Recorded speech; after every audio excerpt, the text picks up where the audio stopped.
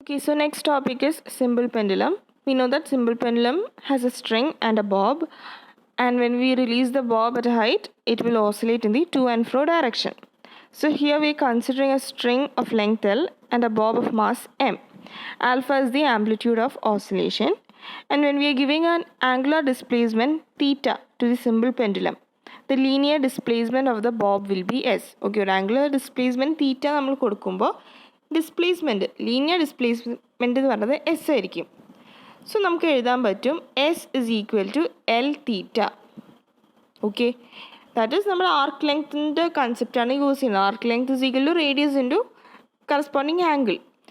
So since for small values of theta we can write S is equal to L theta, and we are considering the second law, that is F is equal to ma. We know that dv by dt is equal to d square s by dt square. Now we are considering the mass m. Okay, m എന്ന് പറയുന്നത് നമ്മൾ force ആയിട്ട് എഴുതുമ്പോൾ M G എന്ന് പറയുന്നത് downward ഡയറക്ഷനിലാണ് act ചെയ്യണത്. നമുക്ക് വേണ്ടത് എം ജിനെ റിസോൾവ് ചെയ്യണം. ദാറ്റ് ഈസ് മാസ് മൂവ് ചെയ്യണ ഡയറക്ഷൻ ടാൻജൻഷ്യൽ ഡയറക്ഷനിലും വേണം പെർപെൻഡിക്കുലർ ഡയറക്ഷൻ. ഇപ്പോൾ ഇവിടെ ടാൻജൻഷ്യൽ ഡയറക്ഷൻ മാത്രമാണ് കൺസിഡർ ചെയ്യണത്. സോ അതിൻ്റെ കമ്പോണൻറ്റ് എന്ന് പറയുന്നത് മൈനസ് എം ജി സൈൻ തീറ്റയാണ്. സൈൻ തീറ്റ നമ്മൾ സ്മോൾ ആയിട്ട് കൺസിഡർ ചെയ്യുക, ദാറ്റ് ഇസ് തീറ്റ സ്മോൾ ആയിട്ട് കൺസിഡർ ചെയ്യണ കാരണം V can right sine theta as theta it self. So we will get minus M G theta, and we already know that S is equal to L theta. From that we are writing minus mg S by L. Now we already know F is equal to ma. അപ്പോൾ നമുക്ക് കിട്ടിയ force എന്ന് പറയുന്നത് M G S by L ആണ്. So we are writing minus mg S by L is equal to ma, where a is d square s by dt square. Okay, ഈ equation rearrange ചെയ്താൽ we will get d square s by dt square plus g by L into s is equal to 0. ഇതാണ് equation of motion of Bob. Now when we are comparing this equation with the equation of simple harmonic motion, that is d square x by dt square plus omega square x equal to 0, we can write omega square is equal to g by L. Okay, രണ്ട് ഇക്വേഷനും similar ആണ്, അതിൽ omega സ്ക്വയറും G by എല്ലും equal ആണ്. Okay, so we will get omega is equal to root of g by L. From this we can write frequency, that is we know that frequency omega is equal to 2 pi f. Okay, from that നമ്മൾ f എഴുതാണ് 1 by 2 pi into root of g by L cycles per second. ഇതേപോലെ when we are writing the time period we can write Tp is equal to 1 by f, that is 2 pi root of L by g. Now the time period of a simple pendulum can be varied by changing the length of the string. അപ്പോൾ ലെങ്ത്തിനെ depend ചെയ്തിരിക്കും നമ്മുടെ time period. The motion of the bob from OB to OC is known as beat. Okay, OB to OC is known as beat. That is beat എന്ന് പറയുന്നത് one beat is half of an oscillation. Okay, one beat എന്ന് പറയുന്നത് half of an oscillation ആണ്. That is one oscillation ശരിക്കും എന്താണ്, start ചെയ്തിട്ട് തിരിച്ച് അതിൻ്റെ സ്റ്റാർട്ടിങ് പൊസിഷനിലാണ് എൻഡ് ചെയ്യണമെന്ന് വെച്ചാൽ അതാണ് വൺ ഓസിലേഷൻ. അപ്പോൾ വൺ ബീറ്റ് എന്ന് പറയുന്നത് half of an oscillation. Therefore time period of one beat എന്ന് പറഞ്ഞാൽ വൺ ബീറ്റിൻ്റെ ടൈം പീരീഡ് എന്ന് പറയുന്നത് ഹാഫ് ഓസിലേഷനെ കാരണം half of 2 pi root of L by G, you will get pi into root of L by G. So when the time period of one beat is 1 second, that pendulum is known as seconds pendulum. Okay, thus the time period of seconds pendulum is 2 seconds. ഒന്നുകൂടി പറയാം, beat എന്ന് പറയുന്നത് half an oscillation ആണ്.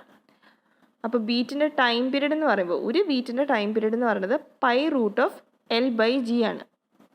ഇനി ഒരു beat ഉണ്ടാവാൻ just 1 second ആണ് എടുക്കണേന്ന് വെച്ചാൽ, ഓക്കെ, ഒരു beat that is half oscillation ഉണ്ടാവാൻ വേണ്ടിയിട്ട് 1 സെക്കൻഡ് എടുക്കണേന്ന് വെച്ചാൽ it is known as a seconds pendulum. So the total time period will be 2 seconds. അച്ഛാ തിരിച്ച് അതിൻ്റെ ഒറിജിനൽ പൊസിഷൻ എത്തണതാണ് time period. So time period will be 2 seconds. Okay. Next is the expression for natural frequency when the support from which the pendulum hangs moves with an acceleration in the vertical direction. That's support move ചെയ്യണം. So first case എടുക്കുക. First കേസിൽ when the support is moving upwards, അതാണ് ഇവിടെ A എന്ന് പറയുന്നത് upward ഡയറക്ഷനിൽ കാണിക്കണേ.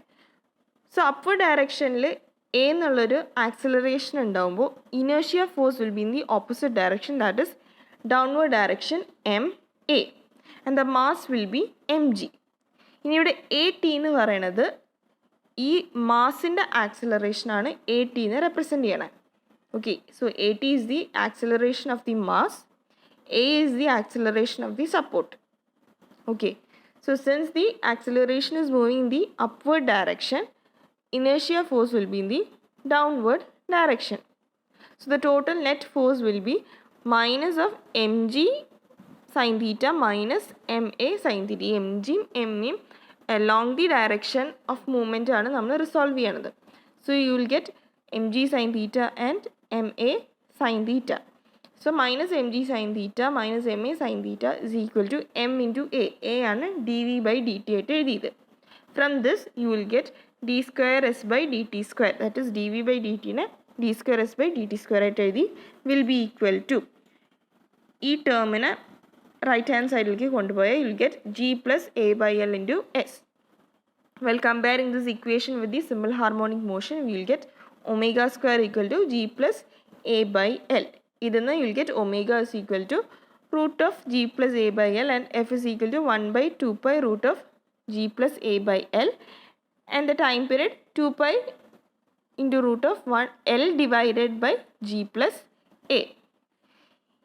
So equation എന്ന് പറയുന്നത് when the support is moving upwards. ഇനി opposite, when the support downwards ആണ് മൂവ് ചെയ്യണമെന്ന് വെച്ചാൽ g plus a യുടെ പകരം അവിടെ g minus a എന്ന് വരും. Okay, that is support downward move ചെയ്യുമ്പോൾ ഇനേർഷ്യ ഫോഴ്സ് ഓട്ടോമാറ്റിക്കലി അപ്വേർഡ് ഡയറക്ഷനിലാണ് ഇനേർഷ്യ ഫോഴ്സ് വരാം. അപ്പോൾ നമ്മുടെ ഇവിടുത്തെ ഇക്വേഷനിൽ എന്ത് വരും? Minus M G sine theta plus M A sine തീറ്റയാണ് വരാം. അതുകൊണ്ടാണ് ഇവിടെ മാറുന്നത്. ഓക്കെ, ഇനി നെക്സ്റ്റ് ഒരു ടോപ്പിക്, ലാസ്റ്റ് ടോപ്പിക്കാണ് change in the number of oscillations during a constant time interval due to change in length of string of a pendulum and change in g, change in acceleration due to gravity. ഒരു പ്രൂഫാണ്. So we know that time period is 2 pi root of l by g and time for one beat, ഒരു beat വെച്ചാൽ ഒരു half ഓസിലേഷന് pi root of l by g ആണ്. So we are considering n number of beats. So let the number of beats in a constant time interval t be n. അങ്ങനെയാണെങ്കിൽ T will be equal to N into pi root of L by G. From that we can write N is equal to T divided by pi into root of L by G, which is equal to T by pi root of G by L. ഇനി ഈ ഇക്വേഷനിൽ നമ്മൾ logarithm എടുക്കുകയാണ്, both side, that is natural logarithm L N. രണ്ട് സൈഡിൽ natural logarithm എടുത്തു, എന്നിട്ട് അതിനെ എക്സ്പാൻഡ് ചെയ്തു. സോ എന്തുവരും? log n minus log t plus log g raised to half minus log l raised to half minus log pi.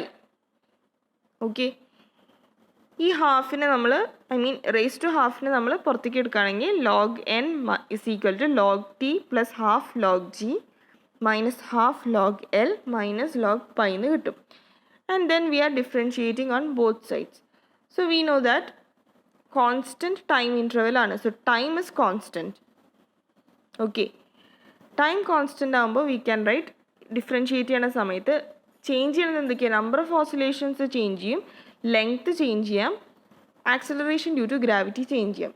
ഈ 3 terms change ചെയ്യാം, but time എന്ന് പറയുന്നത് കോൺസ്റ്റൻ്റ് ആണ്.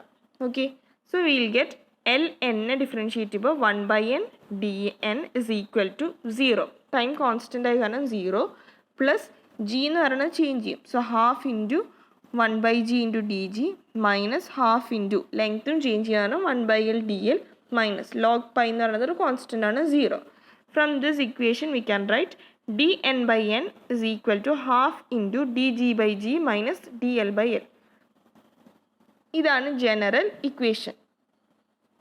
ഇനി ഇതിൽ നമ്മൾ കണ്ടീഷൻ അപ്ലൈ ചെയ്യണം. If there is no change in acceleration due to gravity, ഇപ്പോൾ acceleration due to gravity constant ആണെങ്കിൽ this equation will become dn/n is equal to minus half into dl/l.